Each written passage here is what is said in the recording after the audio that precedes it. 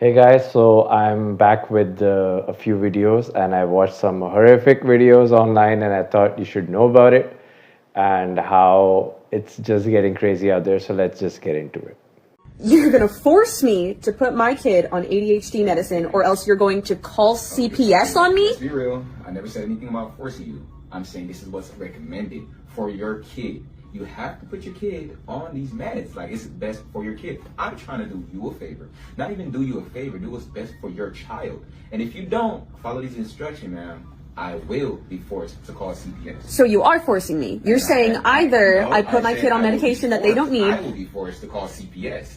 What you're doing right now is jeopardizing your kid's future. I'm not trying to sit here and argue with you. I'm not debating with you. I'm the doctor, so I'm telling you what's best for you and your kid. But I don't understand, because my child has not shown any symptoms of ADHD, and I'm asking if I can get a second opinion, and you're telling me no, either put my child on medication or you're calling CPS. Okay, That's forcing me. You asked about a second opinion. I am your second opinion. I'm the doctor. No, you're not. You are the first opinion. Okay. All right. Well, first and second. Why? I'm your doctor.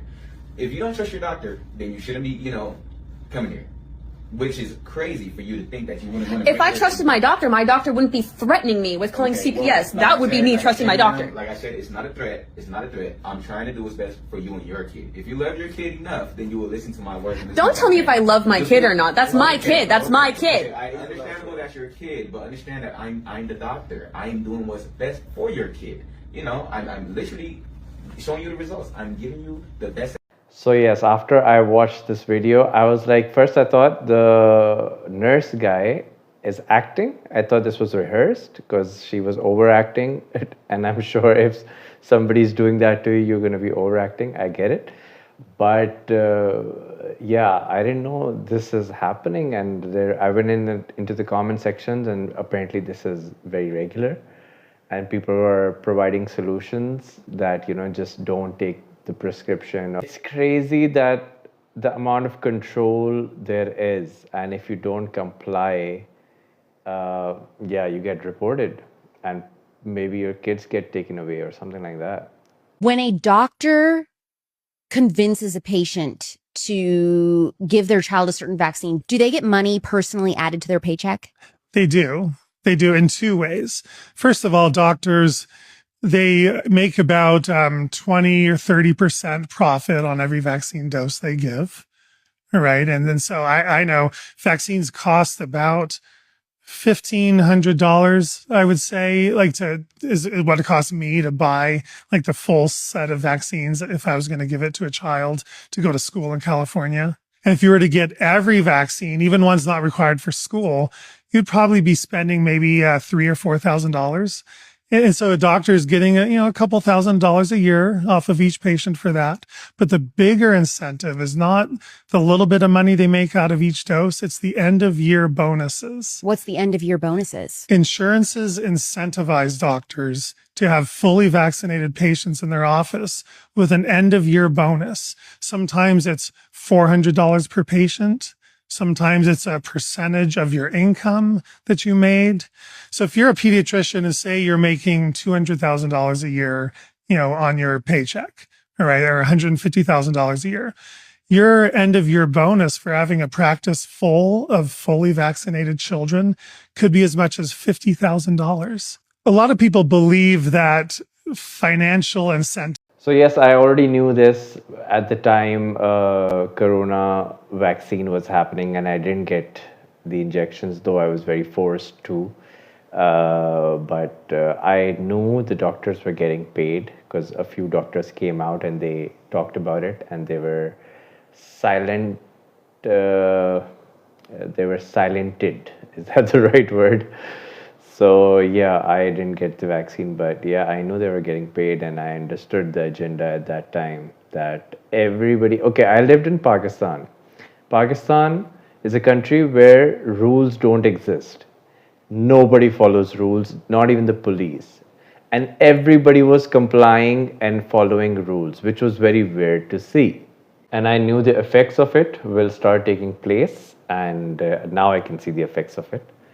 And now it's just growing. Watch another video. This is pretty interesting.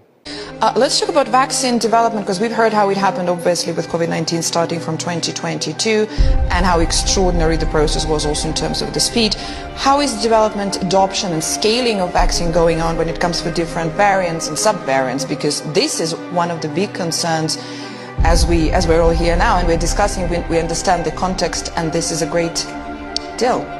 Sure. Good morning, and thank you for having me on the panel. So the great news versus 2020, where we are today, is we have manufacturing capacity. As Seth knows, when the pandemic happened, Moderna had made 100,000 doses in 2019 for the whole year. And I remember walking after Davos into the office of my head of manufacturing, and I say, how we make 1 billion doses next year? And he looked at me a bit funny, say, what? I say, yeah, we need to make 1 billion doses next year, there's going to be a pandemic. It was all just a test to see if you would comply.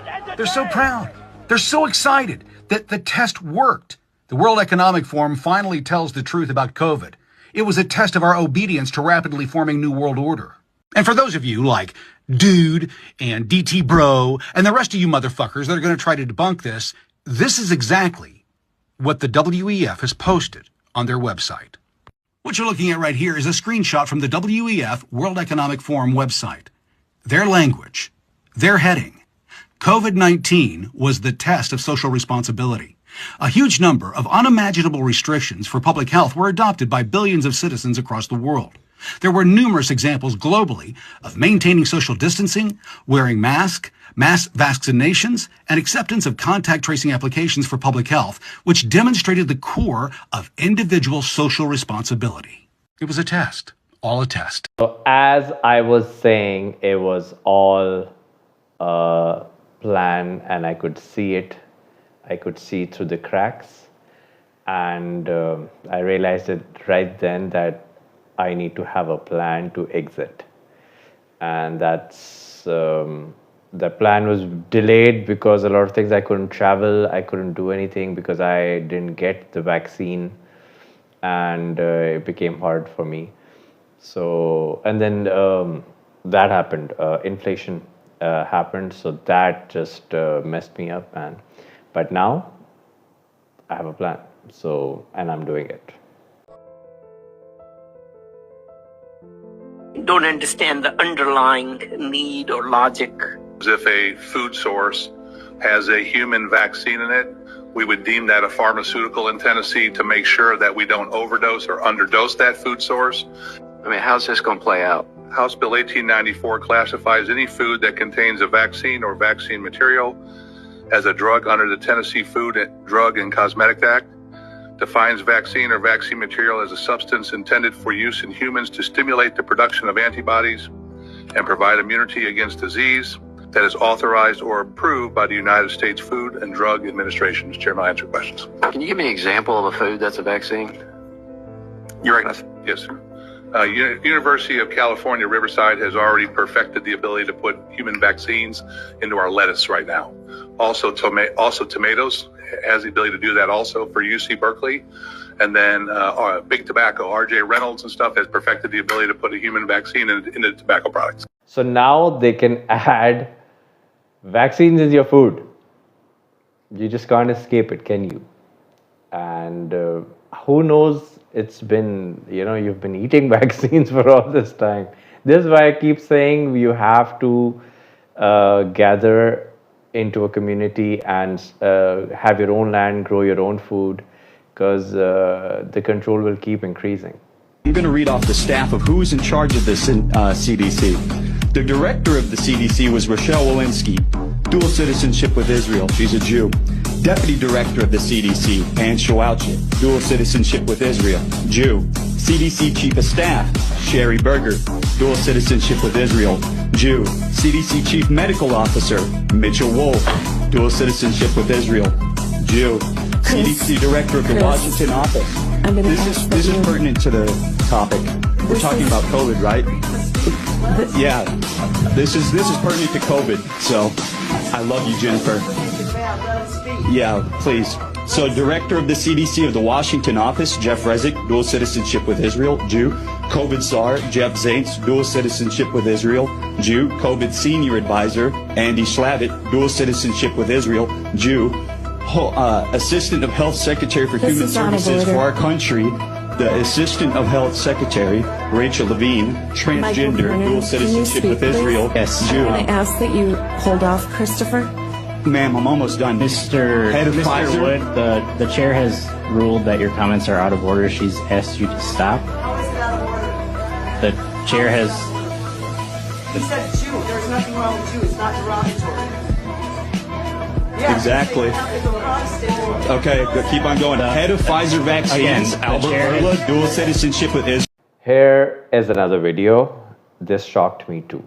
Red are the executives that are Jewish at these companies.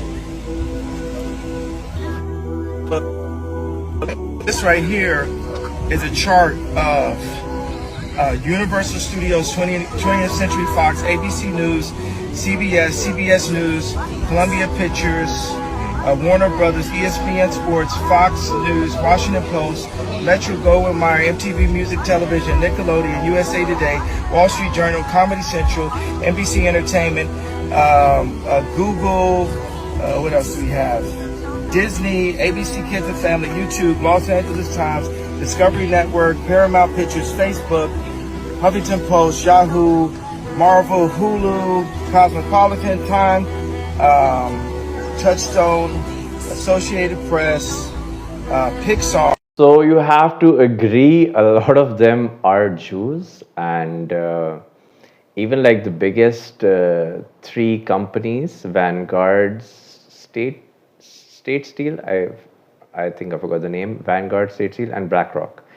These three companies are owned by each other. Like BlackRock owns shares in Vanguard, Vanguard owns shares in BlackRock. It's all just one company basically.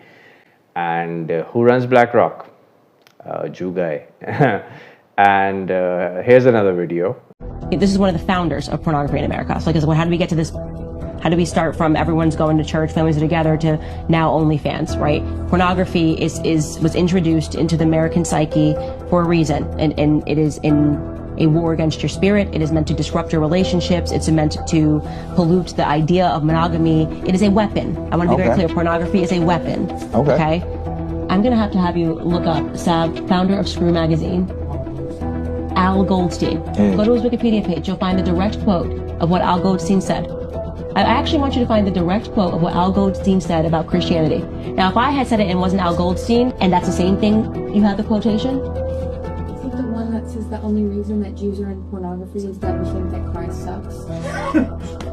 Direct quotes. But direct that's quote. So, there's a lot of really wild. But again, so he's one of the founders, the earliest people that brought hardcore pornography to America. So it's like, to me, it's so patronizing when people are like, it's a conspiracy, when he can just outwardly say what he was doing. He told you what he was doing. And listen, again. What the hell is happening? Like, someone explain to me where a man is supposed to go. You can only leave. You can only leave, man. Otherwise, your kids and the future of your kids is compromised. You have been compromised already. And I know the goal, but I don't want to say it because I want this video to be not controlled by my opinion. Let's say if you think I have an opinion. I just want these videos to prove themselves. And the only way is you can leave and have control over your own life and give a better life to your kids. Otherwise, they will suffer in this slavery forever.